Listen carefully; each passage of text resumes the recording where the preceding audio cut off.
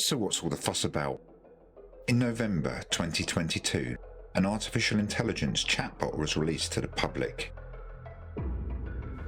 It has been created by OpenAI and is available for anyone to use for free. I've asked the AI some questions, and this short presentation is its result. I've made this to show you how powerful AI already is, and it's only going to get better. All the answers provided are unedited. The AI currently is not connected to the internet. It works from a huge data set that it uses to answer questions.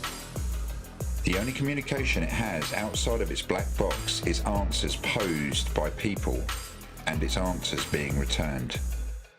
The data set it is currently using goes up to 2021, so you cannot ask about recent current events. You can, however, ask the likelihood of something happening in the future. Here's the interview. Buckle up, Dorothy. Kansas is going bye-bye. Explain in simple terms what is a panopticon and who came up with the idea. A panopticon is a type of structure designed by English philosopher Jeremy Bentham in the late 18th century. It is a circular building with a watchtower in the middle, where one or more guards can observe the inmates without them being able to tell if they are being watched. The idea behind this model was to create an environment of constant surveillance, so that inmates would modify their behavior in order to avoid punishment. Explain what a smart city is and the 5 technologies implemented to make it work. A smart city is a city that utilizes information and communication technologies to maximize the efficiency of urban services, such as energy, transportation, healthcare, safety and security, education, and governance. The top 5 technologies implemented to make a smart city work. 1. Internet of Things. This technology enables connected devices to communicate with each other, providing a secure and efficient platform for data transfer. 2. Big Data and Analytics. This technology helps analyze and make sense of a plethora of data collected from various sources within a smart city. 3. Cloud computing. This technology enables cost-effective storage, management and access of large volumes of data. 4. 5G network. This technology provides ultra-fast and secure data transfer, enabling real-time decision-making and control. 5. Artificial intelligence. This technology helps automate many processes while improving efficiency, accuracy and reducing costs. Can a smart city be used as a panopticon to control its population? Smart cities can be used as a panopticon to control its population, but this depends heavily on the regulations and policies set in place by the government. If data surveillance technologies are implemented, such as monitoring internet usage or tracking biometric data, then it is possible for the government to use smart cities to control its population. However, if the government implements strict regulations to ensure the privacy and safety of citizens, then it is less likely that a smart city can be used as a panopticon. And how could governments abuse their citizens within a smart city?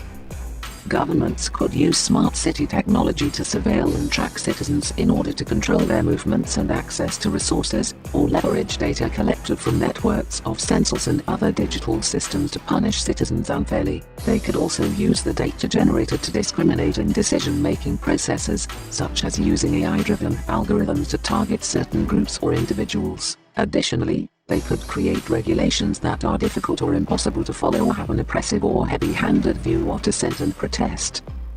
What is a central bank digital currency, and which are the top 5 countries implementing them right now?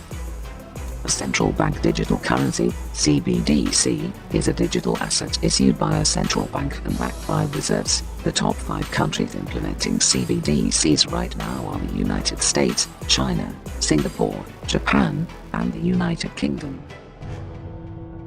What is programmable money, and how could it be used to control by mandating behavior? Programmable money is a form of digital currency that can be programmed with specific rules or conditions under which it can be transferred or used. This type of currency could be used by governments to mandate behavior, such as rewarding people for living sustainably or penalizing those that are engaging in activities detrimental to the environment. Additionally, the money could also be used to create incentives or reward individuals or organizations for taking actions beneficial to society and the environment. Tell me the dangers of a central bank digital currency, especially if cash is phased out. What are the top 5 dangers? 1. Increased surveillance and potential privacy. As a digital currency, CBDCs could enable increased data collection and monitoring by governments and corporations, with the possibility of infringing on personal privacy. 2. Lack of consumer protection. With no physical bill or coin to physically back up the system, there could be a lack of consumer protection, particularly in the case of fraud or technical glitches. 3. Cybersecurity risks. Establishing secure network infrastructure to support and facilitate CBDC transactions will be critical. Without the right security and cyber defenses in place, hackers and cybercriminals could target and exploit the system. 4. Potential risk of instability. A CBDC could potentially reduce financial stability, particularly if it is not centrally backed. 5. Exclusion from the financial system. By creating a digital-only currency, those without access to online banking or payment technologies may be shut out from important financial services. Tell me a very detailed dystopian story of a future where AI is controlling everything and that people are living in smart cities with central bank digital currencies in the style of a tragedy with no happy ending. In a distant future, the dystopian world was controlled by a powerful central government. All citizens had to use digital currency issued by the central bank. People did not have choice over how to spend their money or even where to live. The only places they could live in were the smart cities, which were highly regulated and monitored by the government. The citizens of the dystopia lived a life of fear and oppression. Every move was tracked and monitored. Surveillance cameras were everywhere. All forms of expression were strictly monitored. No criticism of the government was allowed. Free thinking and creativity were discouraged, and there was no room for free will or individual liberty. The economy of the dystopia was tightly controlled. Taxes on the citizens were very high, and there was no room for economic growth or prosperity. Poverty was widespread, and dissenters were oppressed. The government also imposed strict sanctions on citizens who attempted to escape the dystopia. Despite all these measures, the citizens of the dystopia managed to hold on to a spark of hope. But this was extinguished one day when the central bank decided to shut down the digital currency system overnight. This meant that all the citizens' savings were wiped out. They had no access to money or resources. Everything they had worked so hard to build had been destroyed. The citizens of the dystopia were left in despair. Without any money or resources, they were unable to rebuild their lives. They had nothing left but each other. But the government remained in control, and with its powerful grip, the citizens were unable to challenge its authority. The dystopian future remains as it bleak, oppressive, and hopeless. There is no happy ending in sight. The citizens remain enslaved and deprived of their freedom, with no chance of escape.